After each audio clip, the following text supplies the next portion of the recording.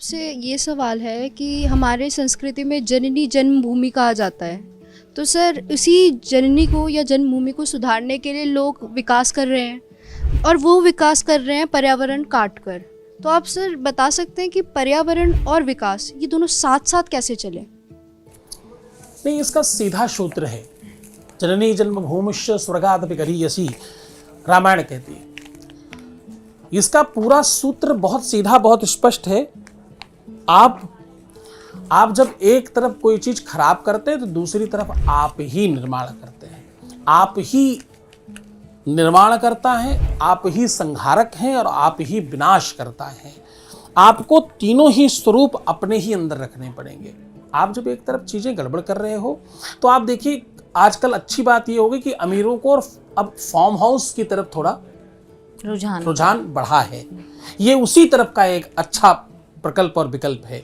आजकल धीरे धीरे लोग ऑर्गेनिक फूड्स की तरफ रुझान बढ़ा है। अब रुझान तो बढ़ रहा है, आवश्यकता तो बढ़ रही है, आविष्कारों की कमी है।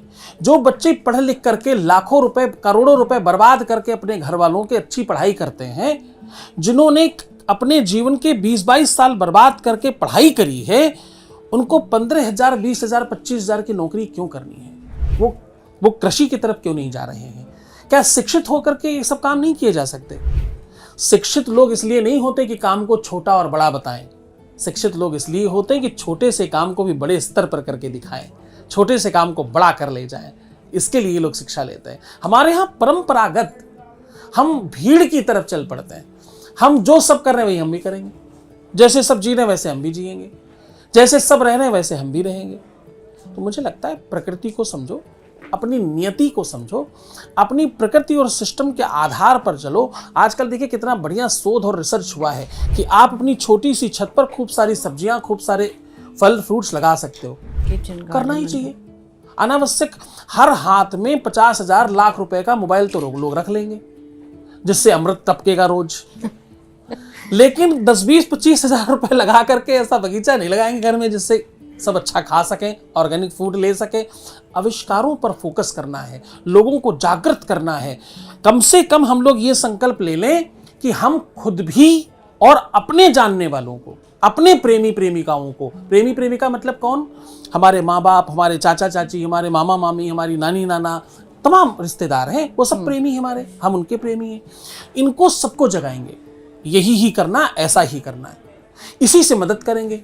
अगली बार रक्षाबंधन में दीदी को कुछ पैसे दे पाए चाहे नहीं दे पाए, उनके गार्डन की कोई व्यवस्था करके आएंगे, उनकी बालकनी में 2-3 फलों की और सब्जियों की व्यवस्था करके आएंगे। हो सकता आदत पड़ जाए, हो सकता वो जाग जाए, उसके बाद आप एक लगा के आओगे, वो 20 लगाए मिलेंगे अगले बार। तो हम सब खुद जागे, लोगों को जगाएं, ये हमारा पहला निजी धर्म है। प्रकृति, सृष्टि और परमात्मा की रक्षा आपके हाथ में है, क्योंकि धर्मो रक्षते रक्षताः।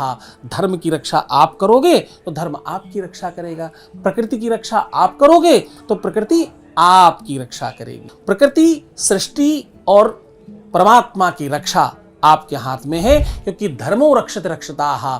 धर्म की रक्षा आप करोगे तो धर्म आपकी रक्षा करेगा, प्रकृति की रक्षा आप करोगे तो प्रकृति आपकी रक्षा करेगी। और इसका बहुत अच्छा उदाहरण ये है कि उपले जानते हैं आप लोग? कंडा, उपला जिसको बोलते हैं, गाय के गोबर से बनता है।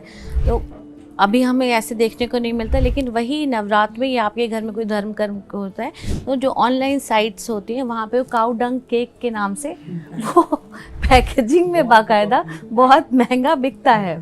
तो आप जिस चीज़ को मतलब गांव देहात की चीज़ सोच के ऐसे छोड़ देते हैं, वही चीज़ आपकी वो एक नई पैकेजिंग के साथ और महंगी होकर मिलती है।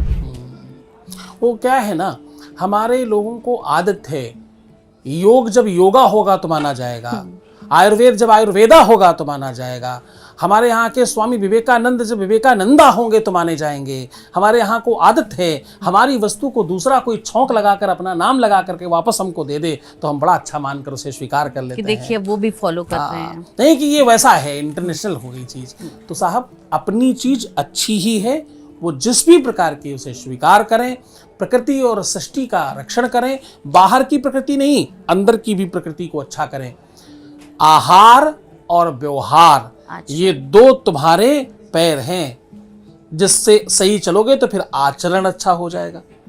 आहार, व्यवहार, फिर तुम्हारा आचरण, ये धीरे धीरे चढ़ते चढ़ते तुमसे बड़ा, तुमसे अमीर, तुमसे श्रेष्ठ, तुमसे बेहतर, तुमसे ज्ञानी और तुमसे ज्यादा सफल कोई होगा नहीं। बहुत बहुत इतना ही धन्यवाद। करना है। बहुत बहुत धन्यवाद गुरुजी। तो आप उसको बहुत आधुनिक होके अगर बोलते हैं कि मैं एनवायरनमेंट फ्रेंडली बातें करता हूँ, या आप उसे प्रकृति मान के उसकी पूजा करें, बात वही है। आपको वो प्रकृति जो आपके लिए जीवनदायिनी है उसकी रक्षा स्वयं करनी है, वरना आने वाले दिन में खतरा आपके स्वयं के अस्तित्व पर होने वाला है। इस कार्यक्रम में इतना ही। मिलेंगे फिर किसी और शंका के समाधान के साथ, किसी और समस्या का हल जानने के लिए जगत गुरु आवाज में।